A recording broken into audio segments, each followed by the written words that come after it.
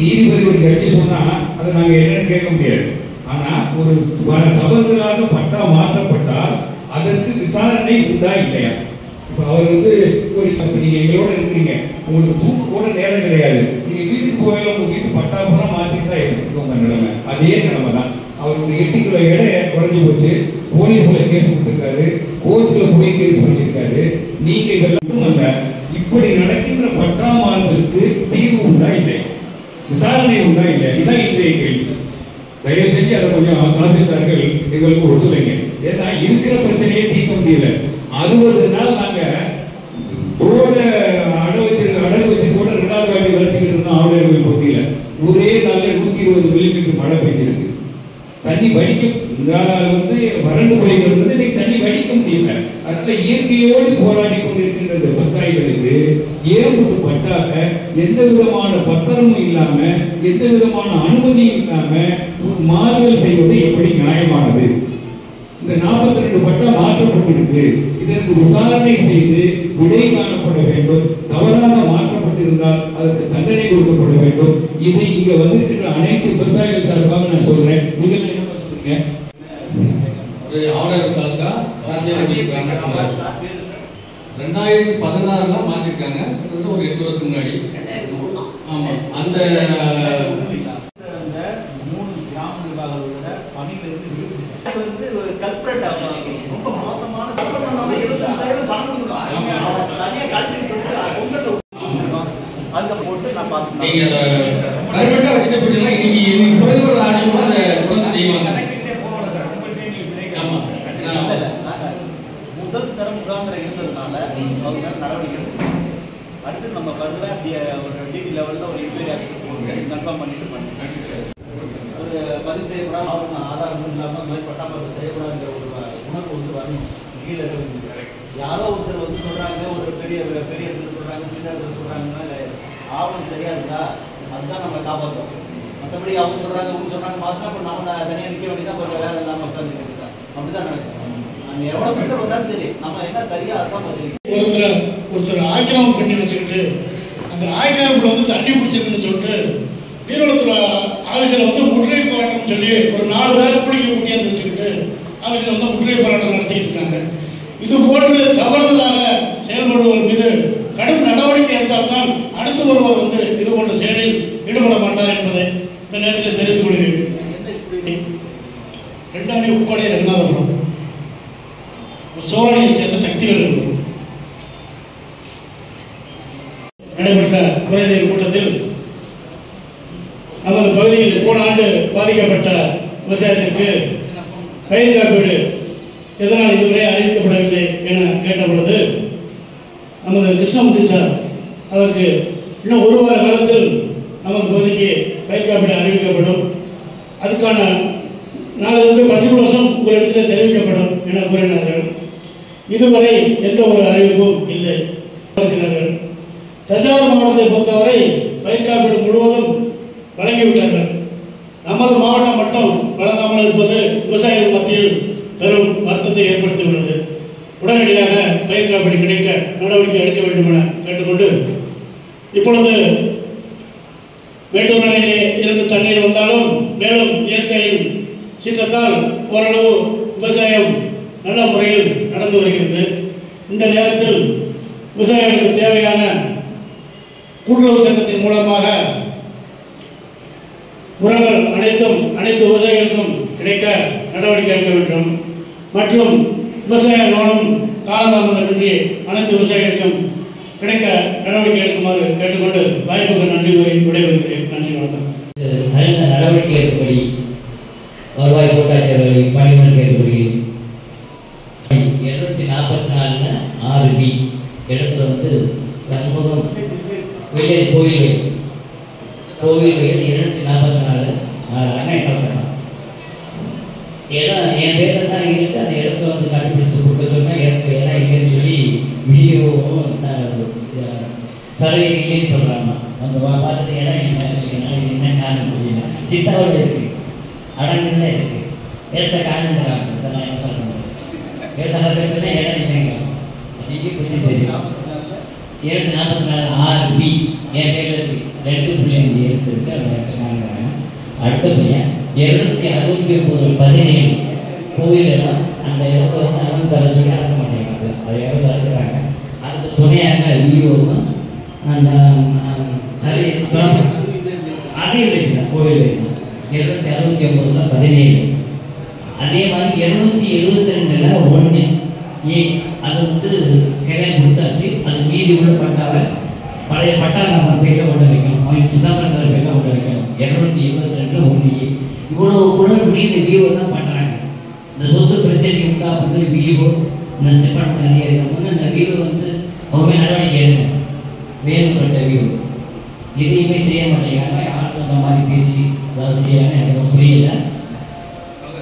அதை உடனடியாக தீர்வு காணும்படி மிக பணியோடு கேட்டுக்கொள்கிறேன்.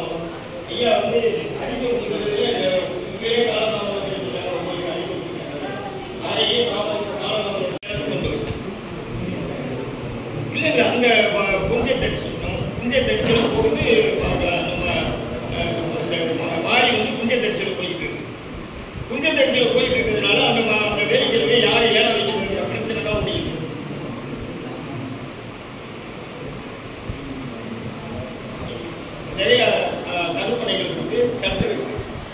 இப்போ 3 ஆண்டுகளாக மழை இல்லை, அதிகப்படியான மழை இல்லை, தண்ணி அதிகமாக போகலை. இப்போ நற்போலக்கூடிய அணைக்கட்டுங்கிறது வெறும் 6 லட்சம் ரூபாய்க்கு கட்டின அணைக்கட்டு. அந்த அணைக்கட்டு இன்னைக்கு 6 கோடி இருந்தாலும் கட்ட முடியாது. ஆனால் பராமரிப்பு பணி இல்லாமல் இந்த 3 ஆண்டுகளாக அந்த சட்டை துறக்காம கிடக்கு. அதுக்கு ஒரு ஆயில் அடிக்கணும், அதில் இருக்க வேலைக்குழுவும் உள்ள வைக்கணும். நான் தொடர்ந்து 3 வருஷமா நானே சுத்தம் பண்ணேன். அந்த செந்தில்னு ஒருத்தர் இருந்தார், வேணா அவர் கேட்டு பாருங்க. நான் என்னுடைய சொந்த ஆளை விட்டு நான் என்னுடைய சொந்த செலவுடைய விட்டுவேன். அந்த பராமரிப்பு நிதி இன்னமும் அந்த ஆயில் போடல, அந்த முள்ளுகளை வெட்டல. எப்படி இந்த சட்டில் உபரி தண்ணி வரும்போது எப்படி சட்டில் தூங்க முடியுங்கிறத நீங்க சிந்திச்சு பாருங்க. ஆனால் நாங்கள் தான் தன்னார்வத்தோட செய்வோமே தவிர 1986 ஒரு பெரிய வெள்ளம், 76 ஒரு பெரிய வெள்ளம், 2026 ஒரு வெள்ளம், 16 ஒரு வெள்ளம், கடுமையாக வெள்ளம். உங்களுக்கு தெரியுமா? அந்த வெள்ளத்தில் கஷ்டப்பட்டது நான், ஆனால் அந்த வெள்ளத்தை பராமரிக்கணும். அந்த வருமும் தாப்பமும் சொல்லி அந்த ஆறில பிடிச்சு அடிச்சு அந்த வேலைகளுக்குள்ள இப்போ நாங்கள் ஆடி மாதம் நல்லா 27ஆம் தேதி 6/27 வந்து நெல் விட்டுட்டேன். எதை விட்டு ஒன்று முளைச்சி ஒன்று முளைக்காம கிடந்துச்சு. இதை நான் கலெக்டர் மீட்டிங்கில் பேசின உடனே வந்து நம்ம ஏரியை வந்து பார்வையிட்டா கருகி போய் எல்லாமே கருகி போய் கிடந்துச்சு. இப்போ ஒன்று தான் கொடுத்துருக்கு. இதை நாங்கள் மாற்று பயிர் பண்ணணும். எங்களுக்கு விதை வந்து புதிய விதையில் விதை வேணும்னு கேட்டோம். ஆனால் எங்களுக்கு இப்போ இங்கே இருக்கிறதெல்லாம் இந்த சிஆர் திருச்சி 1 இந்த மாதிரி ரகங்கள் தான் இருக்கு. அதை நாங்கள் இனிமேல் கொண்டு போட முடியாது. குறுவை ரகம் அதில் சண்டை ரகமாக இருக்கணும். மக்கள் வந்து விரும்புகிற சண்டை ரகம் தானே. ஆமாம், அதே கிராம விவசாயிகளுக்கு இப்போ 3 மாத பயிர் ஆயிடுச்சு. 3 மாத பயிராக இன்னைக்கு இருக்க வேண்டிய காலகட்டம் இன்னைக்கு எல்லாமே அழிஞ்சு போய் ஒவ்வொரு பயிர் தான் முளைச்சு கிடக்கு. அதுக்கு ஓரளவு தப்பிச்சிருக்கோம் இன்னைக்கு. அதனால இந்த பாதிப்பை சரிப்படுத்துறதுக்கு இந்த விவசாயிகளுக்கு ஒரு நல்ல ஒரு ஒத்துழைப்பு கொடுத்து இந்த விவசாயத்தை மீண்டும் பண்றதுக்கு அரசினோட மானியை கேட்டு அவங்களுக்கு கொடுக்குற மாதிரி கேட்டுக்கொண்டு இந்த உடனடியாக இந்த இதை செய்யணும். ஆனால் நான் இன்னும் ஒரு கருத்து சொல்லணும்னு நினைக்கிறேன். இது என்னோட சொந்த கருத்து.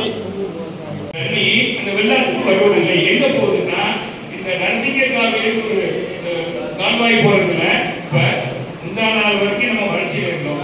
நேற்று வந்து தண்ணி வடிக்க முடியல. இது இயற்கையை நம்ம ஒன்றும் பண்ண முடியாது. இப்ப நம்ம வறுமையில் இருக்கலாம், தண்ணி இல்லை. இப்ப நான் போன மாதம் பேசல. இந்த மாதம் ஏன் பேசுனேன்? தயவு செஞ்சு ஆர்டிஓ அவர்கள் இந்த ஆண்டு கல்லணை கால்வாயிலிருந்து உபரி நீர் வந்தால் அது வந்து இந்த நரசிங்க கால்வாயில போகாம வெள்ளாத்துல விடுறதுக்கு ஒரு முயற்சி எடுக்கணும். இது என்னுடைய தாழ்மையான வேண்டுகோள். தயவு செஞ்சு பொதுப்படைத்துறைக்காரங்க இதை புரிஞ்சுக்குங்க.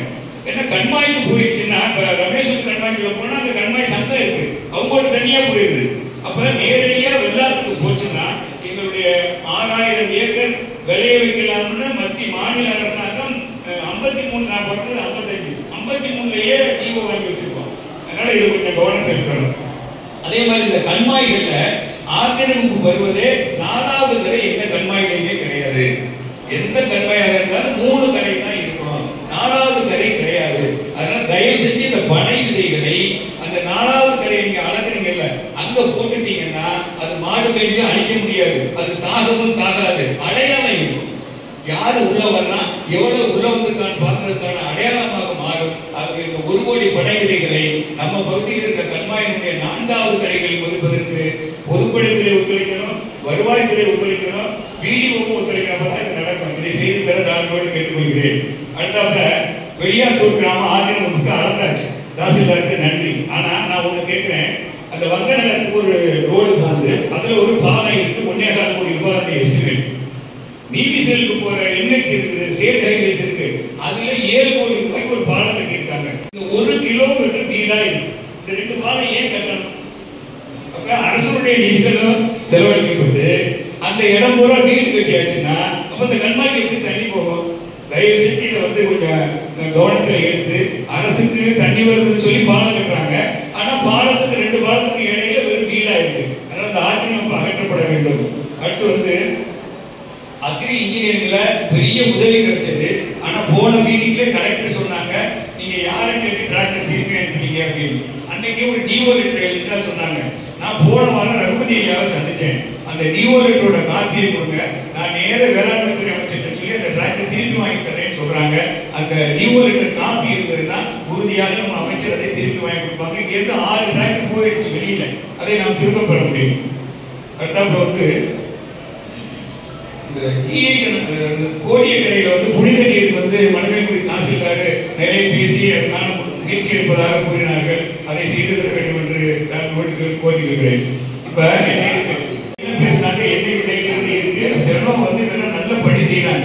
என்னுடைய தாழ்மையான கோரிக்கை, எப்படி மாவட்ட குடிநீர் கூட்டத்தில் ஒரு பேப்பர் கொடுக்குறாங்கல்ல ஜேடி, அது மாதிரி இங்க பேசுறது நாங்க அதிகமாக பண்ணுவோம். 15 பேர் பேசுவோம். என்ன கோரிக்கையை பேசணும், அது என்ன விடைன்னு ஒரு ரிப்போர்ட் அடுத்த மாதம் கொடுத்தீங்கன்னா மாதம் எங்களுடைய இப்ப இதுல வந்து 22 நான் பேசியிருக்கேன். இப்ப தொக்கலிங்க பேசுறது போலீஸ் வரணும் அப்படின்னு ராஜேந்திரபுரத்தில் திருடு போயிருக்கு, அதை கண்டுபிடிக்கணும்னு பேசியிருக்கேன்.